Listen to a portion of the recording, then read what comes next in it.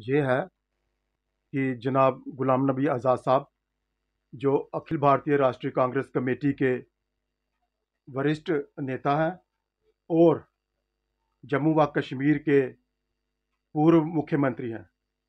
उन्होंने भारत सरकार, चुनाव आयोग, परिसीमन आयोग को लिखित आग्रह किया है कि जम्मू व कश्मीर के दलित ईसाइयों और सिखों को, जो कि अल्पसंख्यक भी हैं, इनको जम्मू व कश्मीर दो विधानसभा में 2 सीटें आरक्षित की जाएं। मैं थॉमस खोखर, सचिव प्रदेश कांग्रेस कमेटी, इसका स्वागत करता हूं, क्योंकि ये एक आम और जायज़ दरीना मकसद रखा है, उस पर फौरी तौर पे एक्शन ले और जम्मू व कश्मीर विधानसभा में 2 सीटें जो है दलित ईसाइयों और सिखों के लिए जो है आरक्षित करें, क्योंकि ये जो लोग हैं जम्मू कश्मीर केंद्र शासित प्रदेश की जितनी भी विधानसभा की सीटें हैं, इनमें ये बिखरे हुए हैं। तो ये विधानसभा की जो सीट है वो कंटेस्ट नहीं कर सकते, इसमें मजबूत तो होना ही होना है जी। देखिए, एक तो इसके साथ हमें जो है वो राजनीतिक आरक्षण मिलेगा और इसके साथ साथ हम आर्थिक तौर पे और सामाजिक तौर पे हमारी उन्नति होगी जी। आखिर में आप क्या कहना चाहेंगे? सरकारें चाहे कोई भी हो। नमस्कार, स्वागत है आपका श्री न्यूज में और मैं हूं वंदना हंस मलकाइन। कोई भी मुद्दा हो वो हम श्री न्यूज के माध्यम से जरूर बताते हैं, किसी भी जाति से जुड़ा हो। लेकिन आज एक ऐसी जाति के साथ जुड़ा हुआ है मसला जो पिछड़ी हुई भी है और कहीं ना कहीं उन्हें दलित भी कहा जाता है। जी हाँ, मैं आपको बता दूं कि क्रिश्चियन कम्युनिटी के साथ जुड़ी हुई बात है। तो इस वक्त हमारे साथ मौजूद है क्रिश्चियन कम्युनिटी के लीडर थॉमस खोखर जी। कांग्रेस पार्टी में भी ये काफी ज्यादा अपना रखरखाव रखते हैं। इनसे बातचीत कर लेते हैं। सर, सबसे पहले आपका बहुत बहुत स्वागत। धन्यवाद मैम। जी सर, आज का मुद्दा क्या है, सबसे पहले ये बताएं। आज का मुद्दा ये है कि जनाब गुलाम नबी आज़ाद साहब जो अखिल भारतीय राष्ट्रीय कांग्रेस कमेटी के वरिष्ठ नेता हैं और जम्मू व कश्मीर के पूर्व मुख्यमंत्री हैं, उन्होंने भारत सरकार, चुनाव आयोग, परिसीमन आयोग को लिखित आग्रह किया है कि जम्मू व कश्मीर के दलित ईसाइयों और सिखों को, जो कि अल्पसंख्यक भी हैं, इनको जम्मू व कश्मीर विधानसभा में 2 सीटें आरक्षित की जाएं। मैं थॉमस खोखर, सचिव प्रदेश कांग्रेस कमेटी, इसका स्वागत करता हूं, क्योंकि ये एक आम और जायज़ दरीना दलित ईसाई समाज की मांग थी जी। तो क्या लगता है, जिस तरह से अभी 2022 चल रहा है, आप पिछले कई समय से कांग्रेस के साथ चल रहे हैं, लगता नहीं है कि ये बात पहले ही आवाज जो है उठाई जानी चाहिए थी कि कहीं ना कहीं आप भी दलित ईसाइयों के लिए कुछ ना कुछ कर पाते या कुछ ऐसा होता? देखिए मैम, आज़ाद साहब जब यहाँ जम्मू व कश्मीर, जब ये एक फुल फ्लैज्ड रियासत थी, प्रदेश था, तो आज़ाद साहब ने कोऑर्डिनेशन कमेटी, जब यहाँ पर मुफ्ती साहब मुख्यमंत्री थे और आज़ाद साहब जो थे वो प्रदेश कांग्रेस कमेटी के अध्यक्ष थे और चेयरमैन थे कोऑर्डिनेशन कमेटी के, तब भी उन्होंने एक बयान दिया था कोऑर्डिनेशन कमेटी के मीटिंग के बीच में।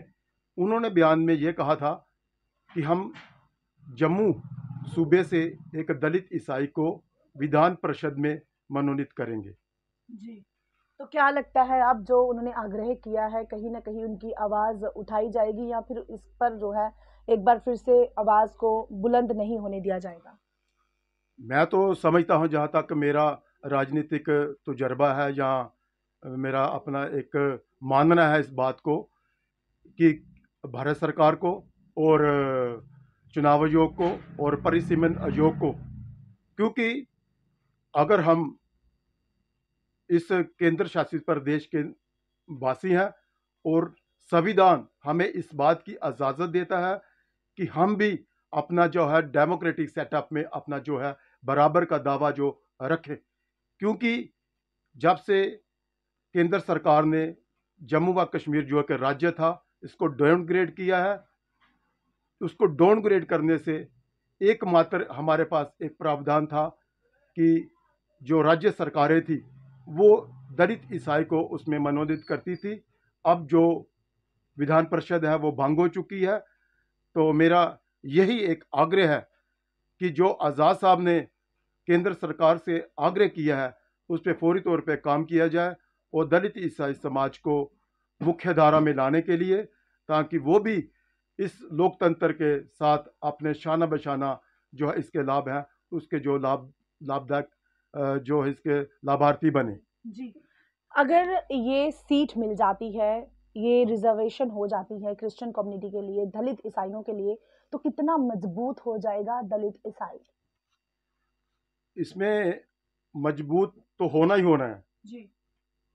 देखिए, एक तो इसके साथ हमें जो है वो राजनीतिक आरक्षण मिलेगा और इसके साथ साथ हम आर्थिक तौर पे और सामाजिक तौर पे हमारी उन्नति होगी। जी। आखिर में आप क्या कहना चाहेंगे? सरकारें चाहे कोई भी हो, सरकार को ये फ़र्क नहीं पड़ना चाहिए कि ये किस पार्टी से है, ये किस जाति से है। सरकारों को ये सोचना चाहिए कि ये दलित हैं, इनके बारे में भी कुछ सोचना है। क्योंकि अगर दलित को भी रिज़र्वेशन मिलेगी तो कहीं न कहीं ये दलित भी मजबूत होंगे। जी, आखिर में आप क्या कहना चाहेंगे? आखिर से मेरी यही गुहार है भारत सरकार से, परिसीमन आयोग से और चुनाव आयोग से कि दलित ईसाइयों के अंदर आज़ाद साहब के इस बयान को लेके बड़ी खुशी की लहर चल रही है। अगर केंद्र सरकार का जो नारा है सबका साथ, सबका विश्वास और सबका विकास, अगर उसी तर्ज पे ये चलें तो मैं चाहता हूँ कि केंद्र सरकार को आज़ाद साहब के आग्रह के ऊपर जो प्रस्ताव उन्होंने उनके समक्ष रखा है उस पर फौरी तौर पे एक्शन ले और जम्मू व कश्मीर विधानसभा में 2 सीटें जो है दलित ईसाइयों और सिखों के लिए जो है आरक्षित करें। क्योंकि ये जो लोग हैं जम्मू कश्मीर केंद्र शासित प्रदेश की जितनी भी विधानसभा की सीटें हैं इनमें ये बिखरे हुए हैं। तो ये विधानसभा की जो सीट है वो कंटेस्ट नहीं कर सकते। तो मेरी यही प्रार्थना है केंद्र सरकार पे कि आज़ाद साहब के आग्रह के ऊपर काम करें और दलित ईसाई समाज को मुख्य धारा में लाने के लिए एक रोल जो है अदा करें। तो अगर बात की जाए दलित ईसाइयों की तो ये एक ऐसी कम्युनिटी है, ऐसी जाति है जो देशभक्त कौम है। जी हाँ, और आज ये गुहार लगा रहे हैं कि अगर हमारे जम्मू के जो फॉर्मर मुख्यमंत्री रहे हैं, उनकी ये आग्रह है कि इन लोगों को जो है रिजर्वेशन मिलनी चाहिए, इन लोगों के नाम इस जगह पर आने चाहिए, तो बिल्कुल होना चाहिए। और ये भी यहाँ पर अपील कर रहे हैं इलेक्शन कमीशन से, वही बात की जाए अगर डिलिमिटेशन कमीशन की, उनसे भी और एडमिनिस्ट्रेशन से भी कि हमारा न्याय कीजिए। तो आप ऐसे ही अपडेट के लिए जुड़े रहिए श्री न्यूज़ के साथ। तब तक के लिए मुझे वंदना हंसमल को दीजिए इजाज़त। नमस्कार।